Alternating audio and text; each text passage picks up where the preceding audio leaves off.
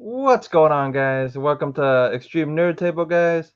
Well, if you guys don't know what this is, it's a little bit of a catch up with all our friends from the community to see what they were been up to this week. I normally do it every weekend, every Sunday, to catch up with a couple of friends. My friend Anthony, that's been writing Venerella 2, and it's actually out on Indiegogo, guys. Go support it. He needs more backers. He was at 46, and he would like to be at 50. Well, I want him to be at 50, so let's get him to 50 backers at least. So here's Anthony. And here's our other friend, Simply Unpredictable Podcast, that's been teaching me about disc golf. And he can't really see right now. What's going on, guys? What you guys been up to? I know Anthony's been having a long work week. And I know Simply hasn't been playing disc golf because of the snow. I would cold assume. and it's windy and it's raining. It was like 70 degrees 4 days ago, snow 2 days ago. Come on, man, work with me here. Did you see that? Did you see that Richmond convention I sent you? I sent you a. Is that GalaxyCon? I don't know. It's something. It's a comic book convention in Richmond, and I didn't know how far you were from Richmond. I know GalaxyCon is coming, but it's like a hour and a half away. Well, no, it's almost not too All right. Well, away. I sent you a link because it had some cool guests. So I didn't know if you saw it. But the thing of it is I don't think I'm still allowed to go yet. Oh, okay. I got yeah, it. because yeah. Man, but it's hard, man. It's interesting, man, because now cons are gearing up again. So a lot of cons are gearing up again. So that's gonna be interesting to see how a large amount of people. So Well, like MegaCon, that's scheduled in May. in May. Yeah. It has all the big names again who canceled last year. Yeah, and let's Donnie Cates. Yeah, cross our fingers. Greg Capullo. Yeah. I got an empty link. Tom. What is the writer Tom of Taylor, your buddy? No, not Tom Taylor. What is it? Snyder or Tom? Whoever writes. Snyder? Court of Owls Capullo stuff. That guy. Oh, okay, yeah. Just Snyder. Yeah, it is Snyder, I think. Yeah. Anyway, and then Tom King and like everybody that worked on Batman ever is going to be there. Yeah. And then we got Something's Killing the Children guys. They're gonna be like mostly the whole crew of the people that've been writing it and drawing it's gonna be there. And what was it? Department of Truth. There's a big group of them. So we can look at the MegaCon listing and see what we're excited to see. But there's a lot of celebrities there too, and all that. And then all the hobbits are gonna be there again. Try to be there and not cancel Lord of the Rings. Yeah, Lord of the Rings guys. There's some Buffy people. I didn't realize John knew I had hairy feet. There's some Buffy stuff, Buffy people there too. I think James Marsters and someone else is going to be there. Yeah, Marsters supposed to be coming. Yeah, because he canceled last year because of how severe COVID had got. Yeah, he canceled. A couple of them canceled because of it. So Donnie even canceled. Yeah, most of the big artists canceled, but they're back. Unfortunately, I saw pictures on Facebook from his official page. George Perez holding a copy of the JLA Avengers in a hospital. He looks like he doesn't have long. I'm giving him at least a couple more. At least what do you think? A month or so? Well, I don't want to play Deadpool with George Perez. No, I know. He's like the pictures was a big bless him. The pictures that he shared yesterday and Kurt Busiek and people were sharing of him, it was a big degradation from a month ago. The pictures that were circulating. And it's a big difference from it's a big difference from a month ago, even from a year ago what he looked like, man. His arms, and his bones and his head and his skull and everything's emaciated. He looks he's at home, which is great, but he just looks tired now. He looks pretty. He looks pretty, bag of bones ish. To quote The Sopranos. All right. I actually went out with Steve, with Bronze Age, and them. Actually went out hunting yesterday. Went to five different shops, and they were in Orlando. Went to a comic shop. Went to what was it? Comics, Guns, and Collectibles. That was an interesting one. Went to Acme Comics, and actually I think Acme was one of our favorites. I mean, one of our top five, or top ones out of yesterday. Guns and Collectibles was probably close third, and there was a toys, and there was a Danny's Toys or something like that.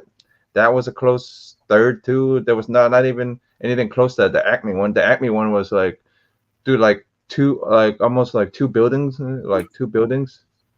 worth of stuff in it. That was pretty neat. Picked up some stuff. I actually picked up some stuff from that toy store. They had records. I picked up the Molly Hatchet record of Kane, of the Frazetta kid painting of Kane. So that was pretty cool. Nice. Picked that one up. As I stated, I opened for Molly Hatchet in 1996. That's really neat. At the Daytona Beach Hilton outdoor concert. You're old. Yeah. I picked up some more the Death Dealer series from Verotic. Issue, believe this is issue 2, issue 3. But this is funny because this is actually Death Dealer 1. This is actually what Death Dealer 1 looks like. So I have that one. No, I've got a dark cover. That's not the one I've got. Yeah. But this is and then this is issue 4. I have a comic called Drug Dealer. Yeah, this is issue 4. I don't think it's not a comic. Yeah. And Hialeah says Hatchet with a bunch of yellow horns. Molly Hatchet. That's what he's done. I figured that's what the Molly Hatchet. Yeah, but that's pretty much what I picked up, man. I didn't pick up much. We went to like 5 different shops. I mean, honestly, all the shops are cool. It's just the A comic shop was a little it was a little small, but it was interesting, man.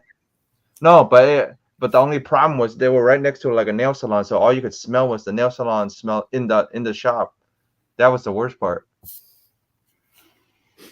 What's up, Comic Book G-Spot? What's up, brother? What's up, Robert? What's up? So since I got until 4 a.m. on his show last night. Nice. Oh yeah. We traveled to the future pretty much. Me and Simply. I announced that. Yeah. I'd like to let everybody know on the channel watching both in the replay and live, there are 5 days left of Venerella. I'm up to $1,300 and something. Okay. I have 31 backers. That's way far from my 50 backer goal. And I know some prospective backers who are even on the broadcast who didn't back this month, this issue. So even at the $15 level, I would really like. I would love for my backers, at least to everybody that got issue 1 to get issue 2, even at the lowest level. So that's it. I'm not going to beg and plead, including Comic Book G-Spot, who backed issue 1. All my good friends online who I made sure that I packed their packages with extra things. Yeah, I got you. Let's show a little love. I know it's $5 a gallon for gas, but I am looking at least to reach the same amount of backers I had last time. I'm at 31. I had 42 last time, but I did get like 12 new backers. So that means in my bad math, 20 people that backed the first book did not return. I know it wasn't because of my service, and I know it wasn't because it wasn't that. It's just people are a little impoverished since they were in October. But anyway, that's neither here nor there. I have a funny tale. Okay. All week at where I was working, making big. Hey. Mana Nalu purified water was given away free at the dealership. And let me explain what these are. These are aluminum bottles that have purified water with electrolytes. And the bottles are reusable. Once you drink all the water, you clean it out, and then you can use it just like a Yeti thermos or any, high quality thermos. This is in partnership with Moto America, which does all the and also a guy named Jason Momoa. This is Jason Momoa's company, and his company was at Bike Week at where I work, which I'm not going to say, but just saying, I was told by my boss, hey, Saturday morning, Jason Momoa is going to be at the dealership. Oh boy. Guess what? Being the creative director of marketing, I would have been the guy to take him around. Right. I would have been the guy to take all the pictures, blah, blah, blah, blah, blah, et cetera, et cetera. So, hey, what happened? He was in Washington, D.C. Mm. with the president of Harley and some other bigwig. They were on their way to Daytona. Made fun of him having sex with fish, didn't you? There was a snowstorm, and his flight was canceled, and he had to be in LA on Sunday. So, so that's how I was all ready to spend a morning with Jason Momoa. That would have been cool to hear about. Aquaman, Stargate, Baywatch, fame, Jason Momoa, and he wasn't there. I knew him through Baywatch, man. I remember Baywatch. He was on Baywatch, Stargate, Game of Thrones. Him and Pam Anderson. No, it was after that. That was a hell of a series. He was in like season 11 of Baywatch when no one was watching anymore. But anyway, cool bottles. Hey, did they have him running around in slow motion? Yes. And he had short hair, by the way. So Mananalu is his company. And and again, they're trying to save the planet. And I actually did. My wife was thrifting this week and picked these 3 books up for $25. Ooh. One is Bloodlines #1. That's cool. It's like literally in a thrift store or something. Then it was DNA Agents. It's like someone took an Ollie's package and like left it at the thrift store. And then some sort of Ghost Rider Blaze Spirit of Vengeance #12, whatever that is. Mm. But again, I'll just add that to the pile of 100 books that I haven't read that are sitting there that unless I retire, I won't be able to read anyway. But that's it. You can take me off the big screen. I'm addressing Comic Book G-Spot. Yeah. Sorry, brother, not this time. Thank you very much. Well, thank you very much. You could you could still have me on my show. I could promote the book. I'm just saying. It's all good. But really, you haven't read yet. This is Robert G. Robert G. is a good man. Yes, he's backed my stuff before, but that's all right. When you hop on issue #3, I'll charge you double. That's all. Yeah. But honestly, man, like I'm pretty. When's Moon Knight supposed to be coming? When it arrives, I think it's April 26th. Okay, April 20. Okay, so what's if next? Not mistaken, anyway? April 26th. So what's next, though? That's pretty much next, right? Nothing else. Morbius comes out on the 1st. Well, if it doesn't get freaking pushed again. No. Speaking of Aquaman, Aquaman and Flash got pushed into next year with DC, Warner Brothers, Discovery, whatever they're called today. Right. Aquaman got pushed to the beginning of the year, and then Flash got pushed all the way back to the summer, which all these movies, all 4 Warner Brothers movies, Flash, Aquaman, Shazam, Black Adam, those 3 were supposed to come out this year. No one was even talking about Shazam.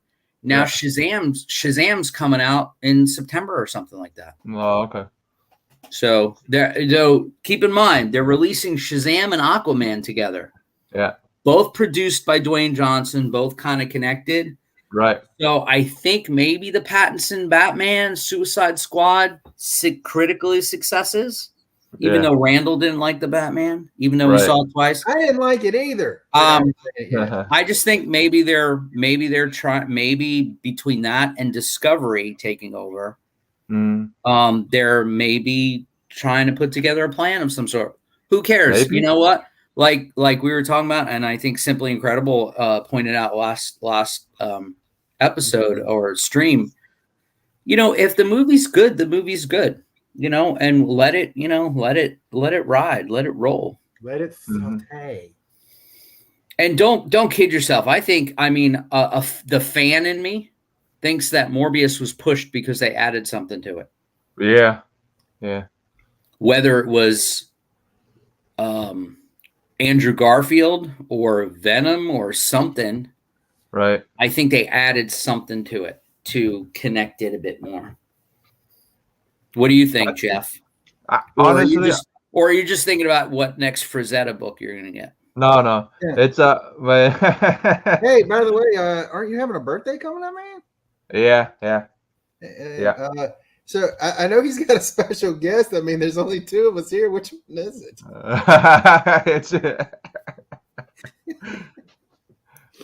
Anyway, you can answer Anthony's question. On Wednesday in April. April on the 6th on Wednesday. Really? My birthday is April 29th. And you have a special guest that night? Yes, I'll be there. Yeah, well, I got a special interview that day. So, is she gonna be popping out of a cake? You're funny. Wait, was she at Bike Week? Holding an axe? She might have been at Bike Week. Or she might be. She might be. You never know. It might be. Oh my God, Sam from. It might be Sam.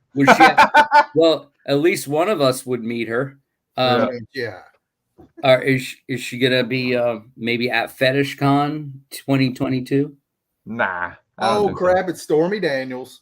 You never know. It could be too. Yeah. That'll be huge. Yeah. Hey, but you need a little wig on the top there. Yeah. I'm actually proud of this. I'm not. You earned that, man. You earned that. Yeah. But being honest, I'm pretty excited for Morbius, man. I'm hoping for what was it? Robert's sake, they don't push it again. This Ghost Rider Blaze. Look at this. Look at this Fleer ad in here. Look at that. I love those. Look at that stash in '93. Damn. He's going to pee himself.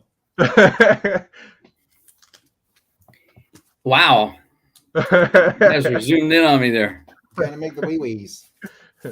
Well, the thing that I actually got to read this week was actually this Little Monsters. Was actually kind of cool by Jeff Lemire.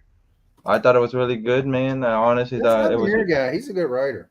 Yeah, I actually enjoyed it because if you don't know who Jeff Lemire is, he actually wrote Sweet Tooth and he wrote a couple other things. But Comic G Spot, why don't you just join the chat? Why don't you just join the stream, dude?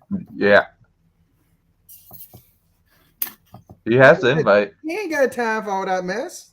Yeah, he got to spend time with Queen G. The Queen, yes, sir. Yeah, Queen's more important than his. Apparently voice. not, because he's got a hand free to type. Okay, you only need one. Yeah,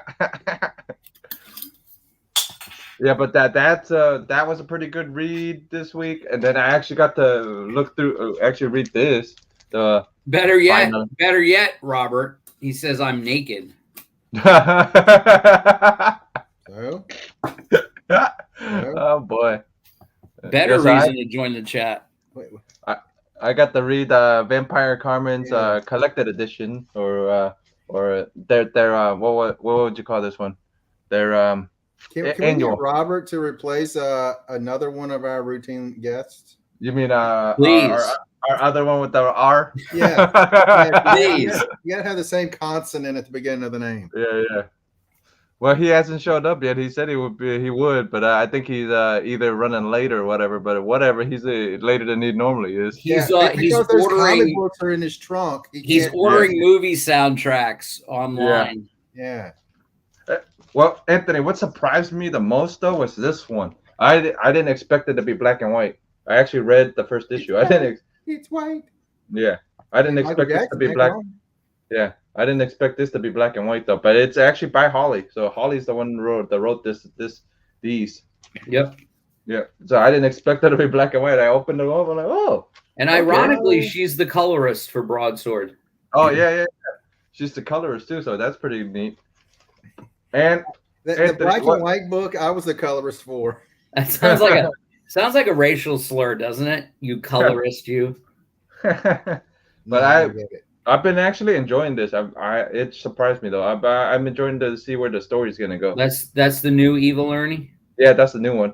I thought so. It's gotten better since the first issue because I know the first issue you weren't too into it. Yeah, I was on the fence. Like issue 1 and 2, I was kind of. See, that wouldn't have been Daryl. He would have bailed after the second issue. I would have been out of there. He would have been out. Damn. He would have been off like a prom dress. Yeah, well, but honestly, I'm kind of excited to see where it's going. Well, our other co-host has finally showed up. Son of I mean, great. That's not Robert. Yeah, I thought Robert was coming on. That's not Tor. He worked at he'd been working at what was it? Captain? He worked at Moo today. Look at that hat. Is that new? Did you hear my conversation? Is that a bowling shirt? Did you hear my conversation? He went are you on mute or are you just ignoring us? Oh. Yeah. Well, says he said I'll show. I did not see your conversation. Oh, well, I'm wearing a Mananalu hat, which is Jason Momoa's company. Manamano.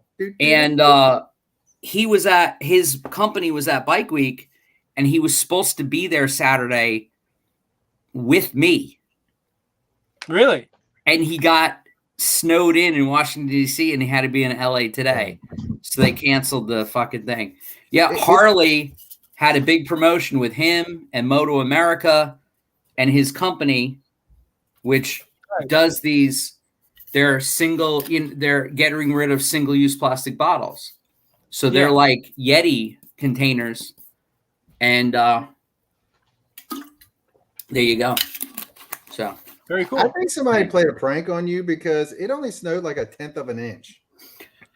Well, that might have just been an excuse for him not to come because let's face it, the state of Florida in Daytona yesterday morning, Saturday, the biggest day of Bike Week. In fact, the Governor DeSantis was supposed to be there yesterday.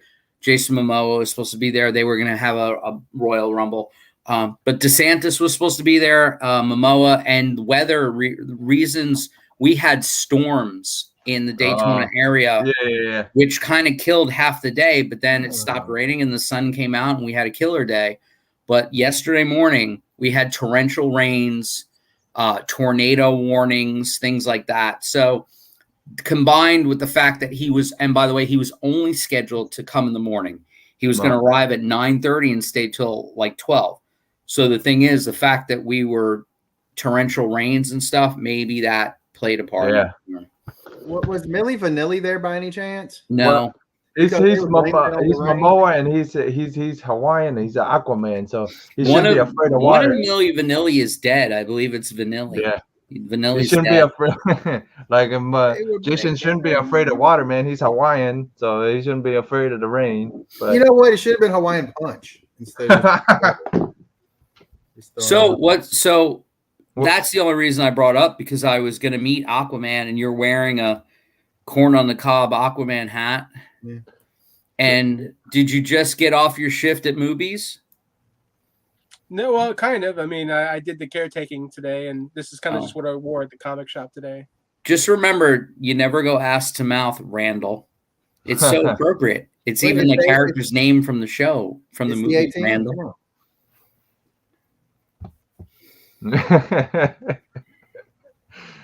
So how was the shop today, and then what you've been up to this week, man? Since everybody else has caught everybody up. The shop was good. Had a couple nice customers come in, had some fun chats. It's coming along. We've signed up some people for some subscription services, and little by little, it's getting there. I'm excited. I got in my new laptop this week, and I also got my my work table for my laptop. So one of the things I'm excited for is working on learning new skills and work on learning social media marketing and applying that to the business, and more and more people in the world are going to know who I am, and they're going to know more about the comic book store, and I'm going to meet a dozen more Anthony Sickas, and I'm going to meet a dozen more Simply Incredibles out there. Okay, Tiger King. Okay. And that's what's wrong with the comic book industry. You see how he said people are going to know who I am. He didn't say people are going to know who the store is. Well, I mean, I am the extension of the brand store out front. Yeah. It's just a stepping stone for you. The guy who hired you knows it, and we all know it. You're just a social climber, just like everybody else of your generation. All you care about is putting yourself in a situation. You don't care about the brand. It's the store. The world needs to know how.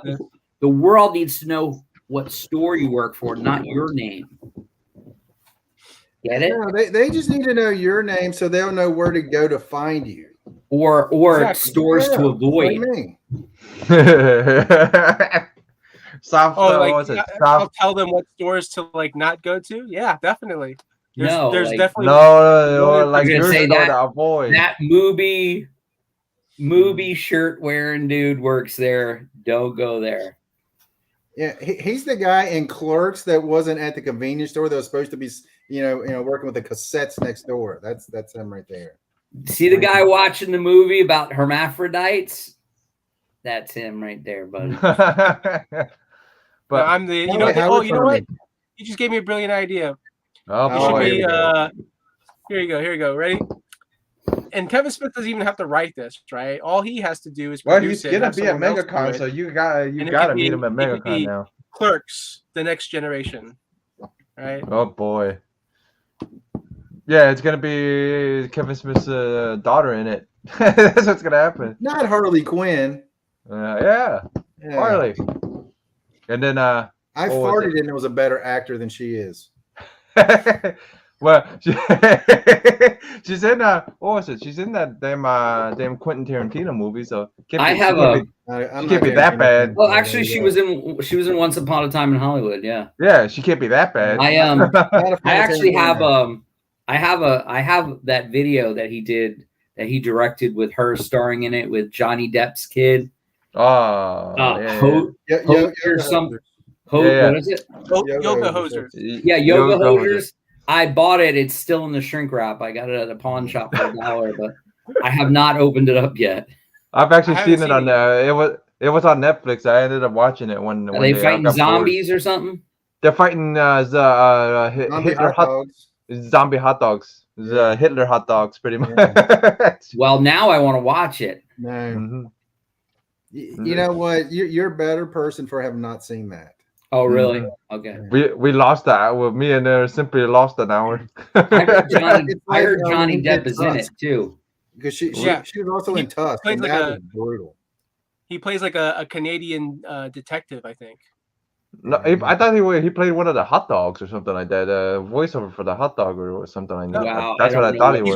He's wearing prosthetics, so you. That's why that's probably why I didn't recognize it. I thought it was the hot dog. He wore glasses. When he takes the glasses off, you can tell it's Johnny Depp. When he puts them back on, no idea who he is. Wait a minute. Spoiler: I haven't watched it.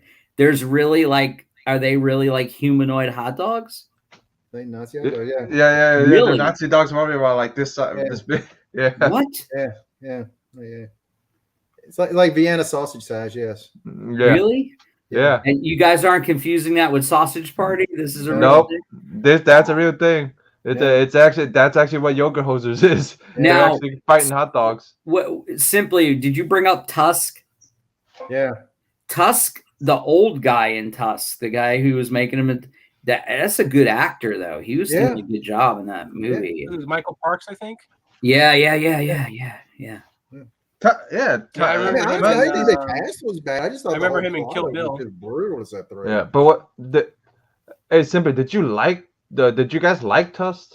No. We got a lot of people didn't like Tusk. I didn't. I got to be honest with you. I haven't watched the whole thing. I caught it I caught it like on HBO or something, Oh, okay. or Showtime or Stars or one of the movie channels. Yeah, because I know I checked I watched it out it halfway through, and then I was like, I gotta go to bed. This is Oh my gosh, you need to sit through the whole thing, or you don't know if you like it or not. Wait a minute. I didn't say I disliked it by the first half. Well, you can't say you did like it. I saw him after he was like paralyzed, and then he was cutting his legs off or something. I don't know, something like that. So Or maybe I'm thinking of the movie with Kathy Bates. Who knows? What's Maybe. the Misery is a cult, great movie. what's like the religion cult one? What was that one called? Didn't he have one called Red State? Yeah, Red State. Red State. Yeah, Red State. Yeah, That I actually enjoy Red State. Red State Yeah, I wasn't heard too Red State bad. was really good. Yeah, Red Now, State was that a was one of the cult? better Was ones. that a religious cult, or was that a thing against Republicans? What was that? Not really sure, but I know haven't Red seen State was a little better. I know Yeah, Red we State haven't was better watched than it since it Tusk. came out. I know that. I know they were all better than Jersey Girl. I haven't seen. Yeah. Jersey Yeah, Girl. you know what? Jersey Girl's very underrated.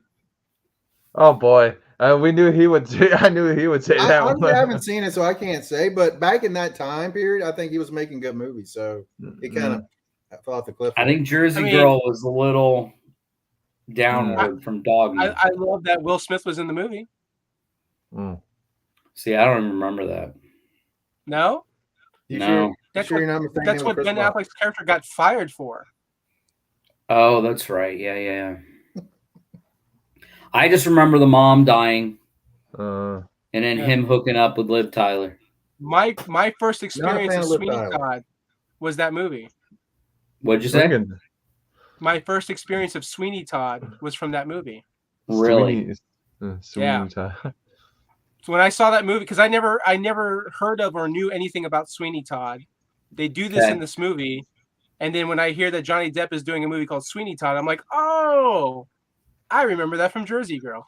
Wow. The American education system is doing its job.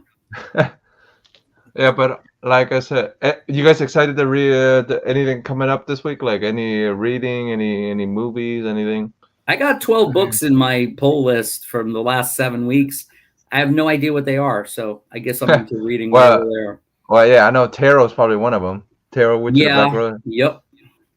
So yeah, that's been pretty cool. The new storyline's been pretty Okay. neat. Don't spoil it for me. I'm not, but that's been pretty neat. Well, so what's Randall looking forward to? Well, I think this has to And be this is probably where I the best take a nap. DC book Yeah, coming out next this week. is where we take naps. This is where we let him From- talk for a good 45 minutes. From the legendary writer Mark Waid and Oh, from boy. the amazing Dan Mora, Batman, Superman, World's Finest. Wasn't that supposed to come out like 2 years ago? Well, it's Something fine. like that. Is that a then- New World Finest? Yep. Like volume then- 3, 4? Show off the nice Jerry Seinfeld variant. Jerry Seinfeld. Are you sure that's supposed to be Cypher or is that Batman? Yeah, it's like Well, coffee and You see cars thing. Superman literally saying "Cheers, Jerry," He's like, Mm. what's up with this Batmobile? and it literally says Jerry Seinfeld in the Batmobile getting coffee. Oh, during it's a Batmobile getting coffee. Yeah, DC, you it's coffee, suck. coffee and You're comics. so Yeah. You're so I love Seinfeld, but not that stupid. If I ever meet Jerry Seinfeld, I have a comic book for him to sign. Yeah, and then, because all the stuff I have memorabilia, that comic book's up there. then just watch just watch Hey, the buy a next copy day. of Sherman getting to sign it. Oh, and Randall's like, I have Randall's I have a like, couple I have the independent Master of My Domain script and a comic book. I'm gonna sign that. Possible Jones. Hey from the Jerry, great can you Carl- sign my hand because I lost? I'll bring And him I bring him a copy of Glamour to sign. This is pretty neat. This is from Scout. Oh, This is from yeah. their Black Caravan imprint. I think Their this is horror pretty neat. I imprint. like the art in it. Rad Wraith. Hmm. That new one this week, or was it that last? Is That's this cool. coming out this week? This do is like that. coming out on Wednesday. Oh, okay. Take your eye out, kid. Looks interesting. And then I was just at Target last night. Oh boy. Target. Got some Hot Wheels here. Hmm. And you didn't like the movie, but the only thing you liked was the Batmobile. Yep. That's why he picked it up. I do So like now you just have all of the Batmobiles. You are the biggest corporate shill for something you actually don't like. For the Hot Wheels, not too great. Is there a little Ben Affleck in there to make you happy? Somewhere. And then it came out with some more DC Hot Wheels. I got these because I do love Jim Lee. Oh my God. Hey, Jim.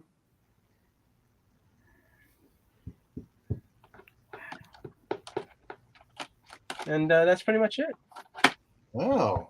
Wow. It's $40 of shit right there. Oh, that's mean. Well, Don't be that way. Well, I picked up it's gonna go in the pile to his left with the other shit. Comics. There you go. I picked up this treasure. one. This Jay Ferguson airbrushed the Draculina one. So he said she's doing a mammogram, like I said yesterday. Hey.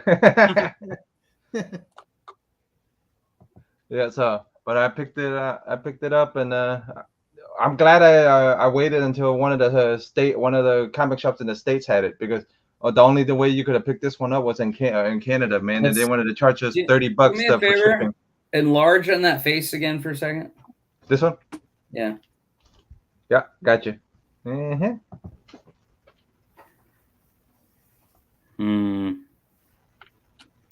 Yeah.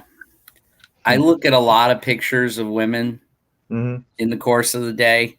Yeah. I've seen that picture before. Yeah, we all have. He swiped that. Yeah. There's something there's something well known that came from. Yeah. No, I'm talking about the actual shape and the features and everything. Yeah, he probably did. I mean, I won't be surprised. I mean, he does. A lot of artists do, man. He probably swiped it from Greg Land. I'm just saying, a lot of them do swipe. Greg Land just traces now. when Greg Land was first on the scene, he did really quality work where not everybody had porn faces and he didn't trace. I forgot. Land is the one that does the porn, like there's a run with Chuck Dixon before Gail Simone took over, and then I think even Gail Simone kept working. Birds of Prey. When Birds of Prey first came out, Greg Land, believe it or not, was like the first artist. He did like I think 1 or 2 volumes of that series, and all his artwork was fantastic. And you could see that he was a reference guy, like the way Diodato Jr. is now, but nothing looked traced, and there weren't any orgasm faces. They were just good. In fact, believe it or not, Greg Land, if I could be so bold, his early stuff looked a lot like Gary Frank from the Hulk and Supergirl early stuff, and of course all his Jeff Johns stuff that he does now. I was going through some back issues, and I found a couple of Batman books from the 90s that had like Joe Quesada cover art. I really like those. Well, the early 90s were 30 freaking years ago. Yeah, now. Speaking of, I always talk about Buffy the Vampire Slayer. Yeah, that premiered 25 years ago last week. Holy Did you like the movie or the TV show better? Because I love the movie. No, the TV show for me. I don't mind the movie. I just think the TV show is the characters are reboot. There's a Scooby Gang where there isn't in the TV show. But Luke Perry, man, killing it. Yep. I did like that Dark Horse Comics did a miniseries that tied the movie to the TV show. That's a little weird. I mean, that's a little weird to tie it, Well, no, because she, when you watch the show, like the first season of the show, she transferred from the high school. The high school that she was transferring from was when, all that stuff happened in the movie. Right. Oh, So they referenced the movie on the TV show. Yeah. Yeah, they did. Yeah. So. Oh yeah, I forgot about that. Yeah, I And she forgot was about mad at that. her Yeah. mom for moving. Right. Yeah, I forgot about. Yeah, I forgot all about all that And then stuff. Man. The only thing they retconned was, of course, she didn't know what Giles was or anything. Oh yeah, the Watcher in the TV show. Like when she met Okay. Giles, she didn't know what a Watcher was. Yeah. Ah, okay. So they retconned that part, but yeah, the reference was there. It's like Evil Dead 1 and 2, you know. Right. The what? Yeah, man. But it's kind of cool that they had Giles. But it would have been nice to have that old guy from the movie play Giles again. That was Wasn't he Donald Sutherland. Yeah. Wasn't Sutherland Giles in the movie? No. Or was he another? I don't think he was Giles. I think he was just a Watcher. I forget his name, but Giles was specifically the librarian Watcher. But I was such a big fan of that show. Like when that show ended, I think it was seven or 8 seasons. I loved the way Whedon continued the show in comic book form. Mm-hmm. You know, in fact, you know, the Georges Genti stuff, where it was actually the physical likenesses of it. And I think it went on, like, believe it or not, like 6 years or 6 volumes after that. It's still going. I mean, honestly, right now it's old like, you know how Old Man Logan has one. Now they have an old girl Buffy series that just ended, I think. Yeah, it was actually good. I actually read it. It was actually decent. Well, they revamped Buffy through Boom. Yeah. And so what they did was they restarted her back in high school. Yeah. And they made changes where like Xander got turned into a vampire. Yeah, I was buying that for a while and then I stopped. I gave it, believe it or not, like 6 issues. And then they did an Angel book and they did something called, it was something like Return to Hellmouth or something, like where it was, well, I was like, all of a sudden they did a crossover series where you had to buy 5 books instead of just the 2 titles. And I was like, typical tie-in crap, crossover crap. And I was like, nah, I'm out. And then the art, I didn't like the art. In fact, believe it or not, who brought up Dan Mora? Jeff, you were talking about Dan Mora, who or just doing that World's Finest. Yeah. And then also Dan Mora does that Sword and Sorcery book with Gillian. Yes, Once and Future. Dan Mora did the first 5 issues of that new rebooted Buffy. And I was like loving his art and the writing. And then it just stopped. And it went from like Dan Mora style. And then the new artist looked like a knockoff Mike Mignola.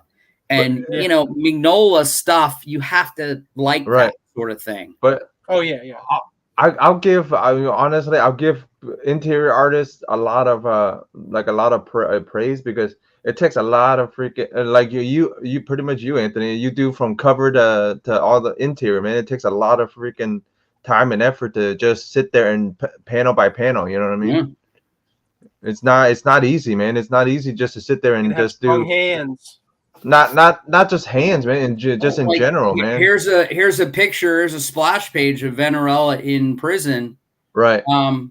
This is just my layout. Then I got to ink it. Then I got to refine the stuff. Yeah, but like I said, and by the way, that's been sitting on my desk for 5 days. I've been staring at it. So Yeah. But I feel your pain, because you ink your own stuff. You ink your own things, and you draw your own things, because a lot of the guys just draw it and then they have inkers and stuff like that, and word letters and stuff like that. But you do all of it. You know what I mean?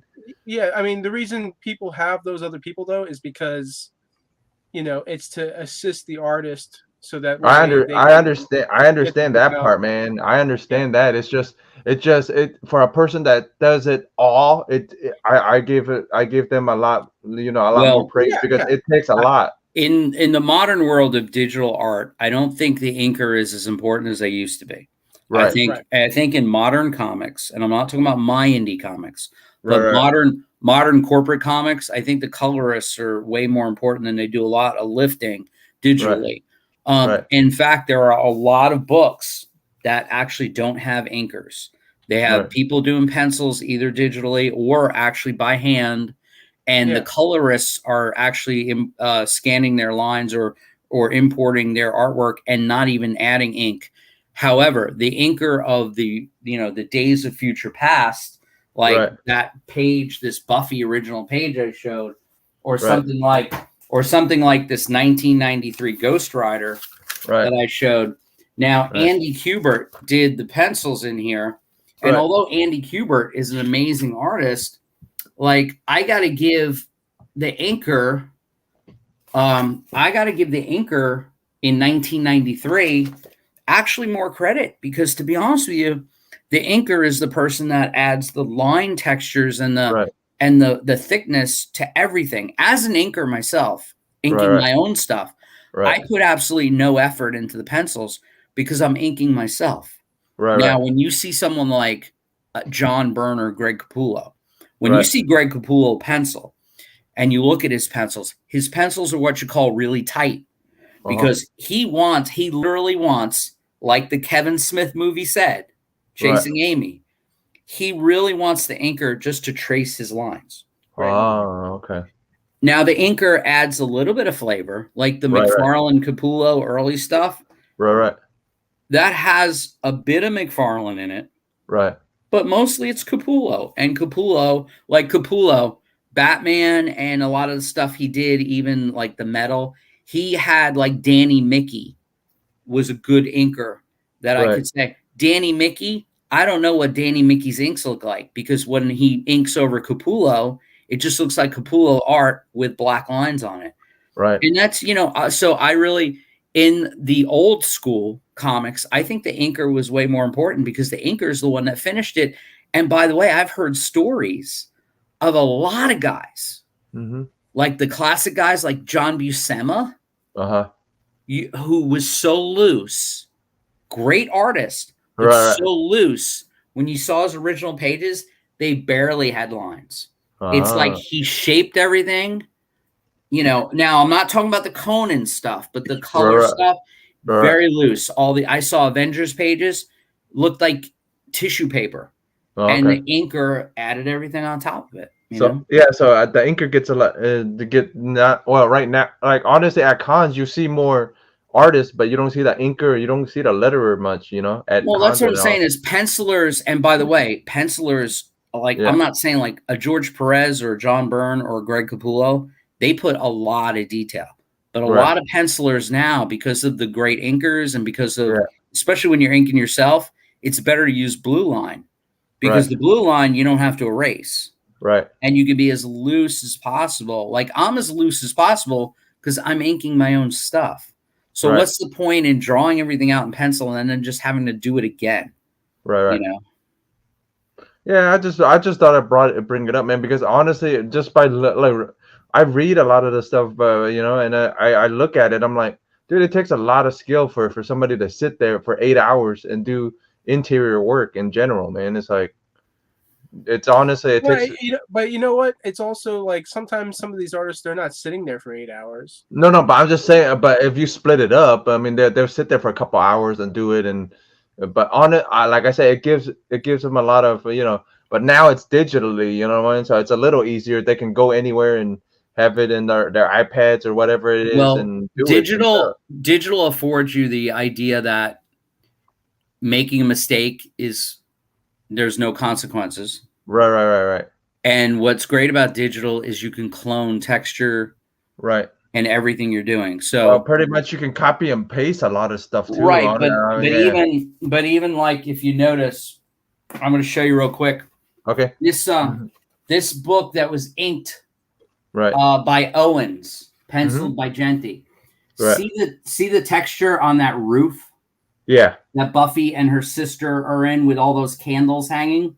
Yeah. That roof texture, those are all hand-drawn lines. Right. The ink on this page is all out of either a quill pen or a marker or a Sharpie or whatever they did to fill that in. Every single thing has to be there. Okay. Now, in digital format, if you're using a digital program, right, I only have to do 2 of those lines. Right.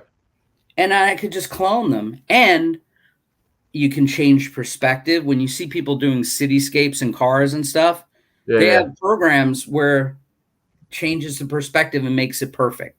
So if I have a couple of skyscrapers, I can clone a few more and make them different sizes just by dragging the proportion tool. So all of a sudden, what would take you 8 hours is really only taking you maybe 2 hours. You know, so. And by the way, even a sparsely detailed page, an entire page will take between 8 and 10 hours. Okay. I'm just saying, man. Because a cover is just one, one pan, not panel, but it's one, it's one solid page. You know what I mean? Everyone talks about John Byrne and Jack Kirby, how fast they were working on 3 or 4 books a month.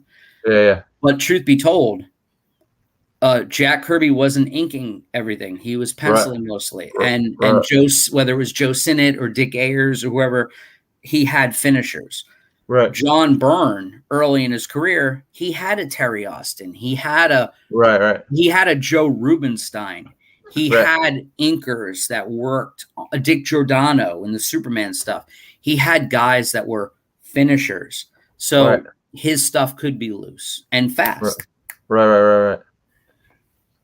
Yeah, but a lot of people like know Kirby, but they don't know. I mean, some of them know the inkers from their inkers, but not a lot of them, And depending on how much some artists are being paid, some of them could afford to hire ghost artists.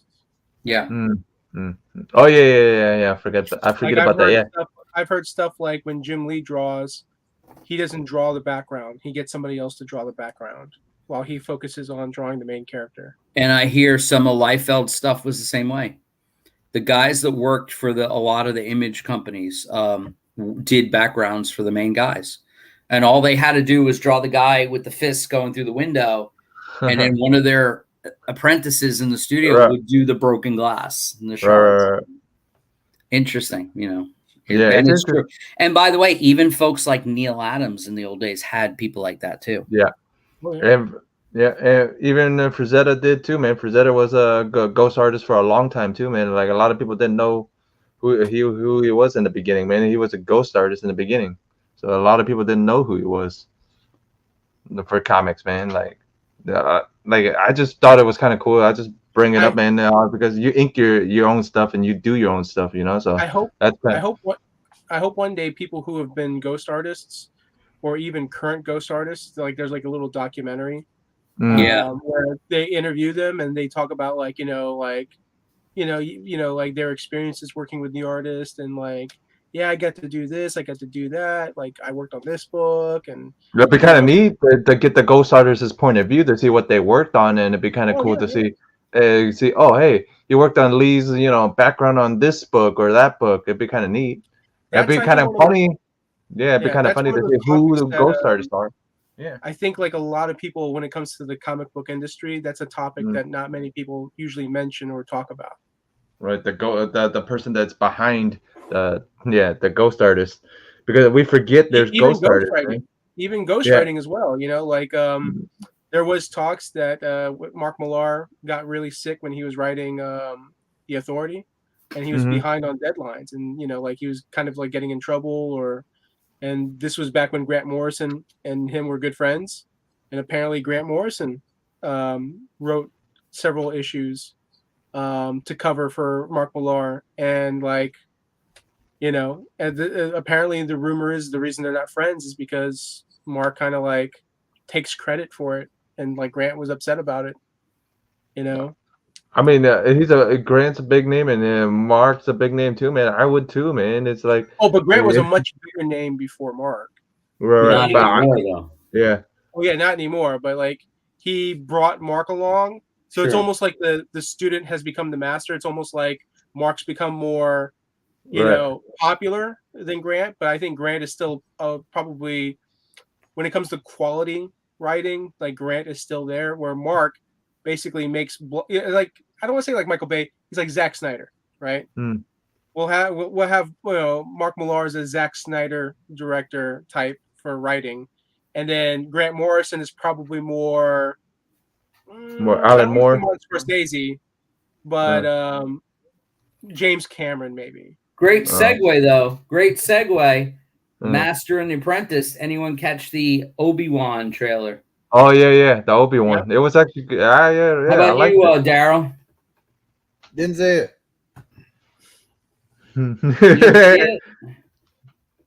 Didn't see Obi-Wan. It's on this thing called YouTube, and okay, hold on, let me.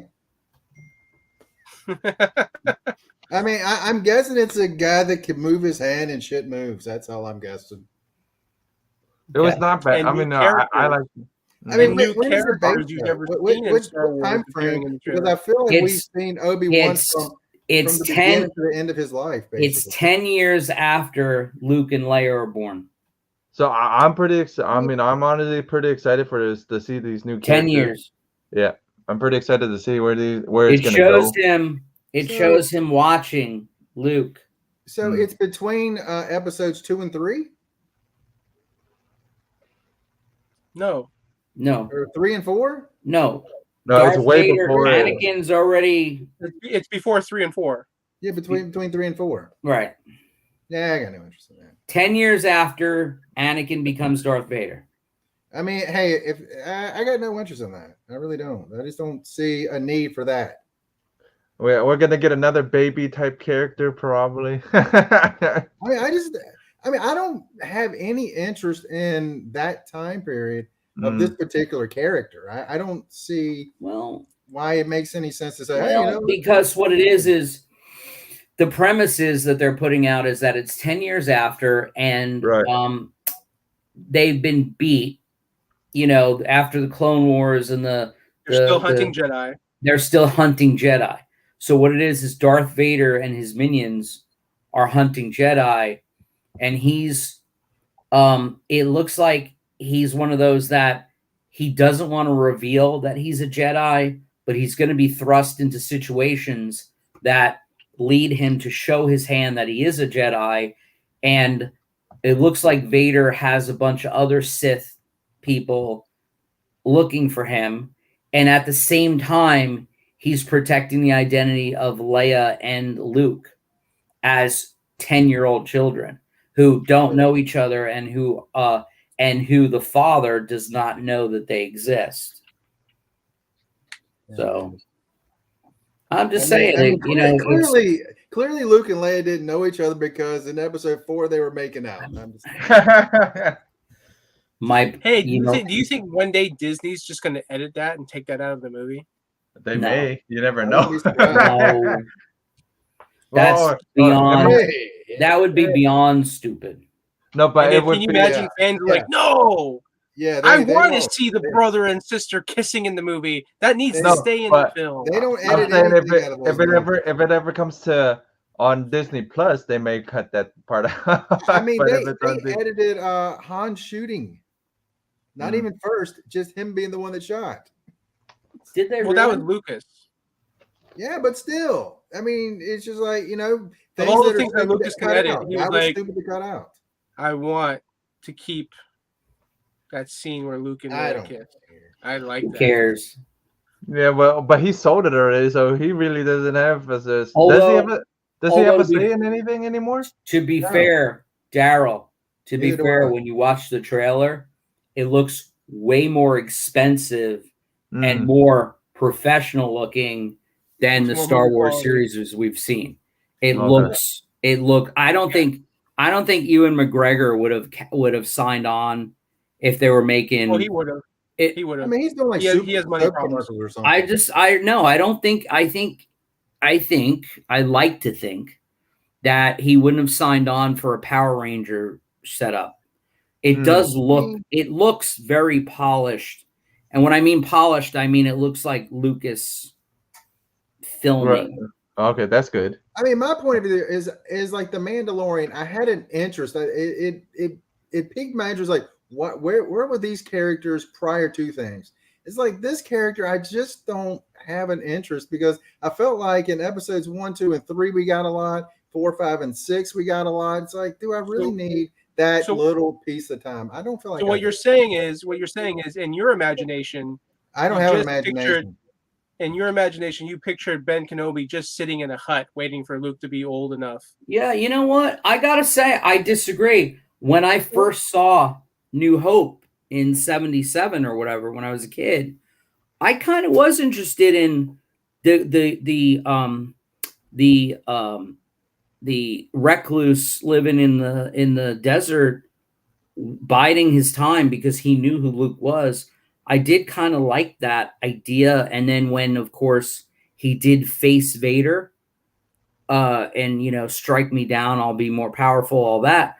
I was kind of hoping there was a little more backstory there. And of course, we got all the backstory with the prequels, but there is 10 years of him hiding out amongst the sand people in Tatooine in a little cave, keeping the lightsaber, holding a lightsaber with him, ready to give it at some point. That's all I'm a little interested in, because he's got some interaction. And by the way, the trailer was only a minute, so there's a lot thrown at you. There's a lot of baddies, blue-skinned or gray-skinned looking Sith people with big lightsaber, Darth Maul sabers. But the truth of the matter is, I do kind of like the idea of the fact that we will see him face Vader before what we saw in New Hope, because Vader finds him at some point. Yeah. The weird thing is that they're hyping up Vader to be like, they're hyping this fight up to be like a really badass fight, which I think it only makes the fight in Episode 4 more garbage. You know, like, you know, like I even joke with people, right? Like when you watch, what was it, Rogue One? You know, and you see like how badass Vader is. He's just like just killing everybody. Yeah. And then it's not long after that you're gonna see him fight Obi-Wan, and he's gonna be like, No, that's one thing I actually did have a problem with, the end of Rogue One going into Star Wars. Star Wars, not Episode 4. I'm calling it Star Wars. But anyway, I did have a little issue there, because I was like, how did this guy go from such a badass, throwing people up and everywhere, just wasting? Because they went from 2000, they went from 2018. They time traveled from 2018 to 1976. It was like and the guy had duct tape and vacuum hoses holding his shit together.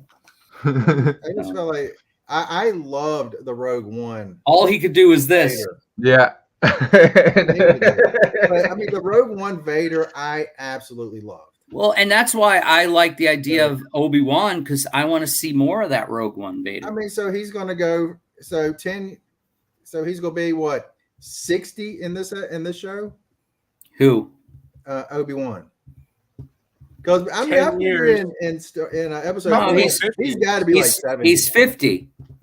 When Anakin fell in the lava, he was around 35, 40, and I think he's 50 years old in reality, and that's kind of appropriate. 10 years later, he's middle-aged. He's not old. He's not Alec Guinness, Obi-Wan. He's still Ewan McGregor, but the prequels were what, 20 years ago? So he's age appropriate, I think. Yeah, I mean, I don't have a problem with him playing the role. Can someone explain to me how Hayden Christensen is starring as Darth Vader and Anakin? How is that working?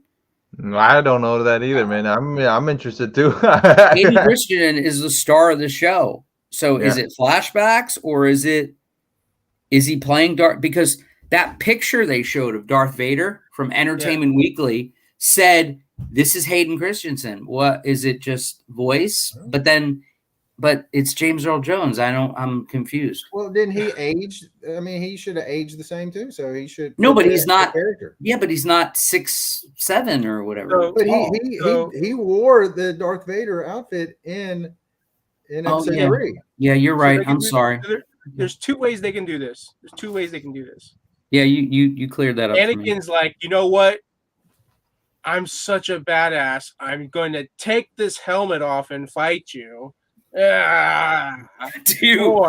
you think he's going to carry the helmet around like Boba Fett did the whole series? He's going to be like what's his face in episode 7. That or every now and again he's gonna take his helmet off. He's got a temper tantrum.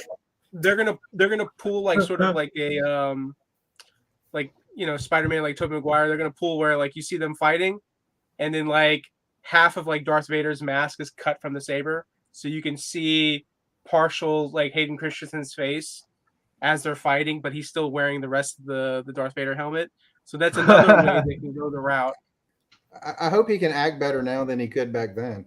Yeah, honestly.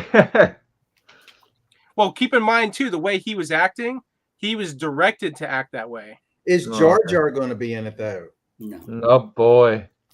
I hope that Obi-Wan, because he's on Tatooine, he just carries some sand in his pocket. So every time Anakin is near, he just throws sand at him. Because we know how much. Every now and again, he'll just light a match and go, "Remember this?" Yeah. He just flashes pictures of sand people, and he gets like PTSD. Now that's a five. All right, since we're running on an hour, man, what's everybody going to be up to this week? We'll start with Simply. What you going to be up to this week? Disc golf, hopefully a couple rounds this week, one recorded, and doing some stuff there. Saturday will be what am I doing Saturday? Oh, the Simply Incredible podcast will be back. Hopefully I can get in another disc golf chat hopefully this week, and just be around and being, dare I say it, simply incredible. What you gonna be up to, Randall, this week besides the shop? Anything else? No, just working at the shop and just working on all the cool stuff I'm getting from Amazon. So all right. And then when Anthony has Venerella going on for a little longer. So how? 5 mother effing days. 1334, 31 backers. I'd like 42. We got you. 42. Still some covers left. I might even be doing a price reduction. I don't know, man. 42 backers is what I want. I got 31. 5 days left. Now, to be fair, I am keeping this. I've already met my goal. I'm at 228% of my goal. I am keeping it in demand, but I'm only doing it for 30 days. So 1 month. All right. I have 16 pages to draw, including the one that I showed you. Okay. So I have 16 pages to draw. I told everybody I would send the book out in May. It's only March 14th tomorrow. Right. So I have between now and April 15th, I will have the book done. Then I will start lettering it, and all the covers are done. The trading cards are done. The prints are done. Right. All I have to do is do the 16 pages. I drew the last 10 pages, and I have the first 5 pages done. It's the middle section that I gotta draw. So the story's done. Everything's done. It just like first issue would be a nice cliffhanger at the end. You're gonna be like, what? Who is this? And why? And where? And how? And when? Mm-hmm. And you'd be like, oh fuck. To have a complete story, I got to get the third one down the road. But right after this book's over, I have 3 pages and 2 covers done for Misty America.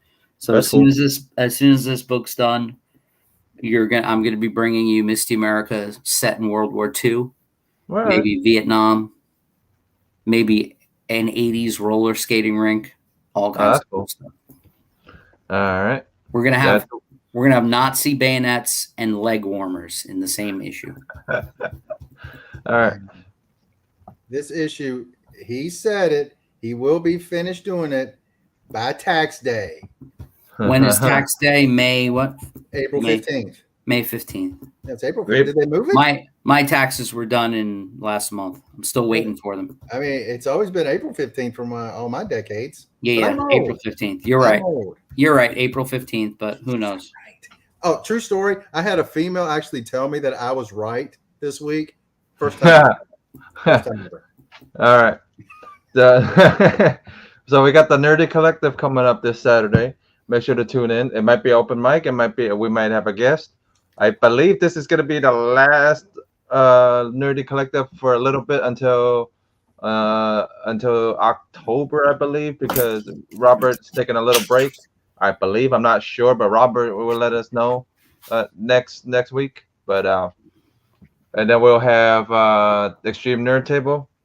And I got some stuff in the works that Robert's been pushing me to do, and everybody else has been pushing me to do, and I'm working on it, guys. I'm working on the script now, so just be on the lookout. It may be out soon, so just be on the lookout. And then I have something really special going on my birthday, so just to make sure to tune in, guys, to the channel.